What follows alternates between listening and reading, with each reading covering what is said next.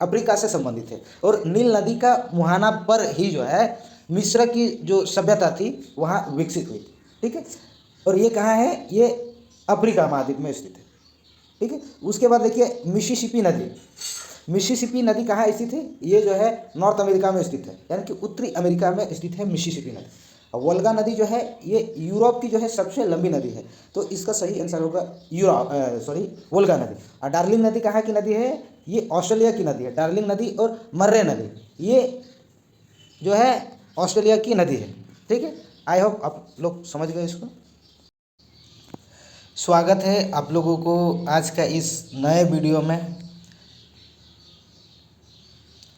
ठीक है, तो आज का पहला सवाल, बादलों के वायुमंडल में तैरने का कारण है, उनका कम क्या है। बादल जब वायुमंडल में तैरने लगती है तो इससे हम लोग क्या समझते हैं, इसका मतलब यह होता है दोस्तों उसका जो है डेंसिटी कम है। बादल का जो डेंसिटी है वो कम है, इसलिए जो है वो वायुमंडल में तैरती रहती है। ठीक है, बढ़ते हैं। वायुमंडल में प्रकाश के विसरण का कारण है, तो वायुमंडल में जो प्रकाश का जो विसरण होता है मतलब प्रकाश का फैलना, जिसको स्कैटरिंग बोलते हैं, तो वायुमंडल में प्रकाश का विसरण का कारण क्या है, धूलकण। क्योंकि वायुमंडल में जो है धूलकण जल वाष्प वगैरह बहुत सारा भरा रहता है, बट जो है धूलकण ऐसा है कि वो प्रकाश को जो है मल्टी डायरेक्शन में रिफ्लेक्ट करते हैं। बढ़ते हैं। पानी में हवा का बुलबुला वैसे ही काम करेगा जैसा अवतल दर्पण काम करता है। ठीक है, तो इसका सही आंसर होगा अवतल लेंस इसका सही आंसर होगा। राज्य तथा केंद्र शासित प्रदेशों के लिए राज्यसभा में सीटों का आवंटन किस सूची से संबंधित है, तो इसका सही आंसर होगा चौथी अनुसूची में। ठीक है, चौथी अनुसूची में राज्यसभा में सीटों का आवंटन से संबंधित है। ठीक है, तो पांचवी अनुसूची किससे संबंधित है दोस्तों, ये तो चौथी होगी। पांचवी अनुसूची जो है अनुसूचित और जनजातीय क्षेत्रों के प्रशासन तथा नियंत्रण के बारे में। ठीक है, अनुसूचित और जनजातीय क्षेत्रों में जो है प्रशासन कैसी होगी उसके बारे में। चलिए बढ़ते हैं दोस्तों। राज्यपाल को शपथ कौन ग्रहण कराता है, तो ये भी one of the most important question है। तो इसका सही आंसर आप लोग जो है अगर जानते हैं तो कमेंट करके बता सकते हैं। तो इसका सही आंसर होगा दोस्तों राज्य का जो मुख्य न्यायाधीश होगा वो जो है राज्यपाल को शपथ दिलाएंगे। ठीक है, अगर इसी से संबंधित और सवाल बनता है, जैसे राज्यपाल हो गया ये तो स्टेट में हो गई, बट अगर सेंट्रल की बात करें राष्ट्रपति, तो राष्ट्रपति को शपथ ग्रहण कौन कराता है, तो वो होगा सर्वोच्च न्यायालय के जो है मुख्य न्यायाधीश। ठीक है, तो इसी टाइप से आप लोग रिलेट करते हुए चलिए, ताकि जो है आप जो है एक ही डायरेक्शन में नहीं मल्टी डायरेक्शन में चले और बहुत सारे टॉपिक एक साथ जो है कवर हो सके। ठीक है, बढ़ते हैं। संवैधानिक उपचारों का अधिकार कौन सा अनुच्छेद से संबंधित है, तो इसका आंसर क्या होगा, अनुच्छेद 32। ठीक है, और अनुच्छेद 17 किससे संबंधित है, अनुच्छेद 17 जो है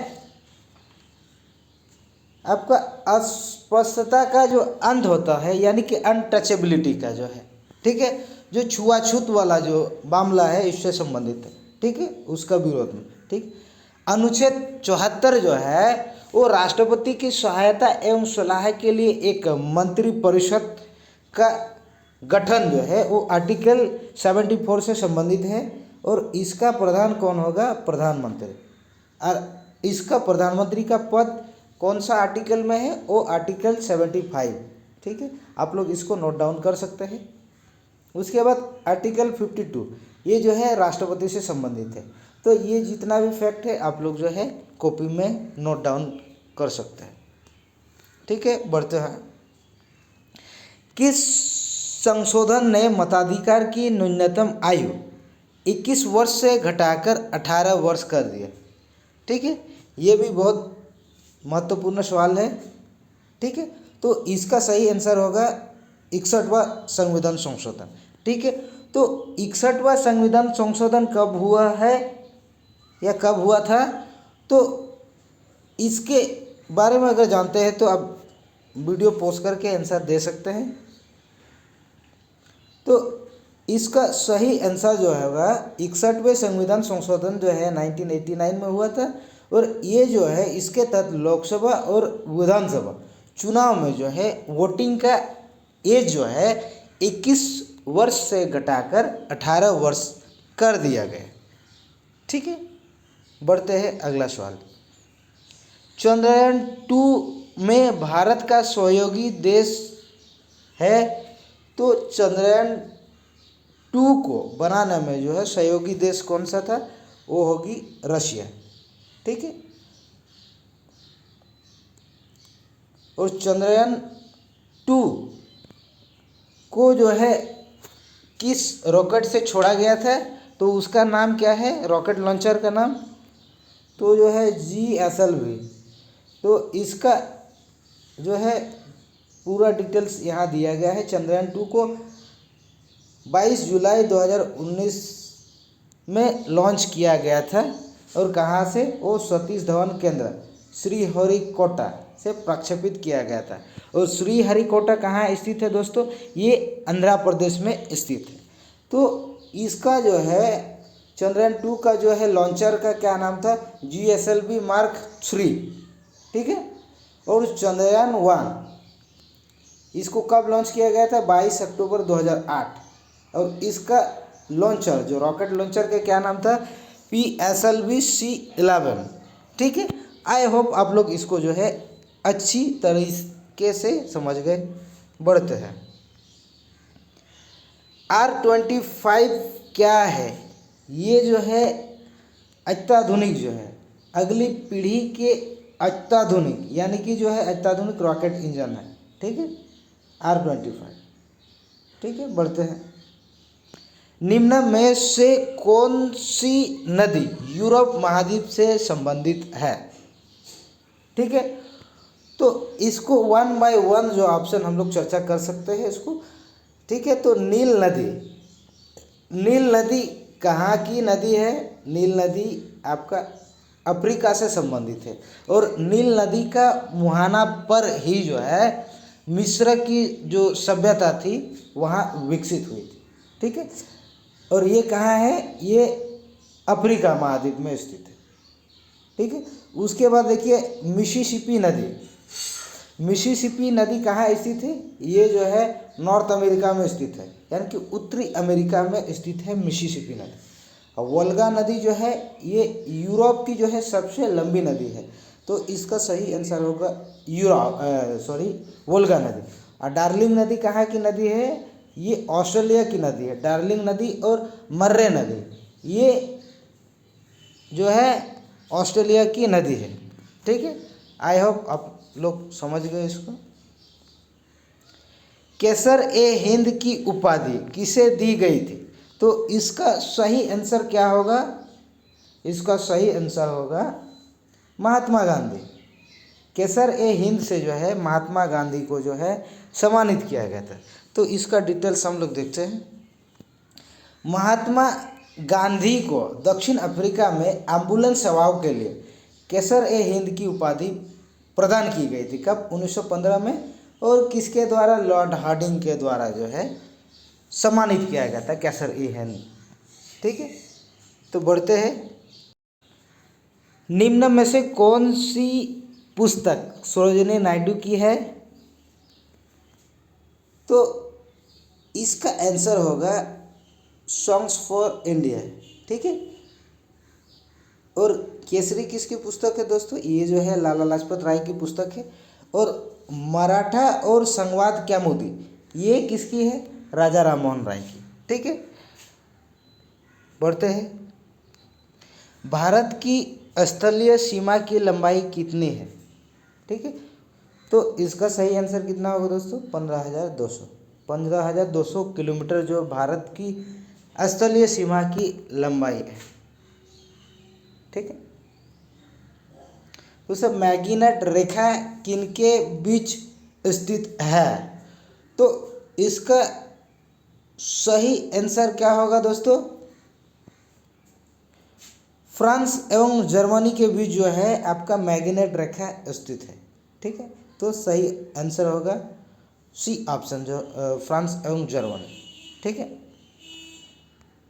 उसके बाद धुआंधार जल प्रपात जो है कौन सी नदी में अवस्थित है? तो ये भी बहुत इम्पोर्टेंट क्वेश्चन है जो बार बार पूछे जाते हैं।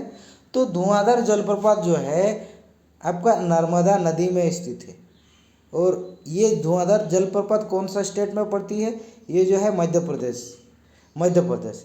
ठीक है, और नर्मदा नदी का उद्गम भी मध्य प्रदेश है। तो धुआंधार जलप्रपात कहाँ पड़ती है? मध्य प्रदेश में, और नर्मदा नदी में जो है बनती है। ठीक है, और जो आपका शरावती नदी में जो है जोग जलप्रपात। ठीक है, बढ़ते हैं। विश्व का सबसे अधिक वर्षा वाला स्थान वर्तमान में कौन सा है? यानी कि सबसे अधिक वर्षा कौन सी जगह पर होती है विश्व में? ठीक है, तो इसका सही आंसर होगा मौसिनराम। पहले इसका जो है श्रेय किसको दिया जाता था? चेरापूंजी को। ठीक है, पहले जो है विश्व में सबसे अधिक वर्षा जो चेरापूंजी में होता था, बट अब जो है वो चेरापूंजी नहीं, अभी मौसिनराम हो गया है। ठीक है, तो बढ़ते हैं। तो सर्वाधिक वर्षा वाला स्थान क्या है? मौसिनराम है, जो चेरापूंजी से 50 किलोमीटर पश्चिम पे पड़ती है। ठीक है, और उत्तर पूर्वी राज्य में जो वर्षा किस प्रकार की होती है? वो जो पर्वतीय वर्षा होती है। ठीक है, वर्षा की कौन सी प्रकार होती है वो? तो उसका आंसर होगा पर्वतीय वर्षा। तो यहाँ गारो, खासी, जैंतिया, मिकी, रेंगमा, बराइल आदि पहाड़ियों से टकरा कर जो है जो आर्द्र वाली हवा जो है ऊपर उठती है और ठंडी होकर क्या करती है? वर्षा कराती है। ठीक है, तो आई होप इसको आप लोग अच्छा से समझ गए। समता स्थल किस नेता का समाधि स्थल है? तो इसका क्या आंसर होगा दोस्तों? इसका आंसर होगा जगजीवन राम। ठीक है, तो राजघाट किसका समाधि स्थल है? तो इसका आंसर होगा महात्मा गांधी। ठीक है, बढ़ते हैं अगली स्लाइड की ओर। तो मेसोपोटामिया की सभ्यता का शाब्दिक अर्थ क्या है? तो इसका सही आंसर होगा नदियों के बीच की भूमि, यानी कि नदियों के बीच की भूमि को मेसोपोटामिया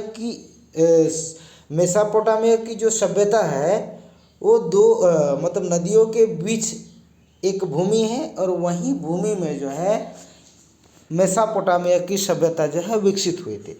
और मेसोपोटामिया की सभ्यता का क्या अर्थ है दोस्तों? नदियों के बीच की भूमि। ठीक है, तो मिस्र सभ्यता की समकालीन सभ्यता कौन सी थी? मेसोपोटामिया सभ्यता। मिस्र सभ्यता और मेसोपोटामिया सभ्यता लगभग जो है समकालीन थी। सुमेर, बेबीलोन तथा असीरिया सम्मिलित रूप से मेसोपोटामिया कहलाते थे। ये जो स्थान थे, ये तीनों स्थान मिलकर जो है मेसोपोटामिया कहलाते हैं। ठीक है, बढ़ते हैं। दादा भाई नौरोजी कांग्रेस के कितने बार अध्यक्ष रहे थे? तो इसका सही आंसर होगा दोस्तों 3 बार। और कब कब बने थे? तो 1886 में, 1893 में, उसके बाद 1906 में और 1906 में कांग्रेस के 3 बार जो है अध्यक्ष रह चुके थे। तो उसको grand old man of India कहा जाता है। और उसकी पुस्तक जो poverty and un British rule India जो काफ़ी फेमस है, पॉवर्टी ऑफ इंडिया, ये उसकी जो है पुस्तकें हैं। ठीक है, तो आई होप आप लोगों को मैं अच्छा से समझा पाया हूँ। जहाँ पे आप लोग को अगर कोई भी क्वेश्चन पे डाउट होगा तो आप लोग जो है कमेंट करके बता सकते हैं, मैं आप लोग का रिप्लाई ज़रूर दूँ। ठीक है, आई होप आप लोग बहुत अच्छा तरीके से समझ गए। तो आज का सेशन को यहीं पे समाप्त करते हैं। और अगर सेशन अच्छा लग रहा है या पसंद आ रहा है तो आप लोग लाइक, शेयर और कमेंट करना ना भूलिएगा। धन्यवाद।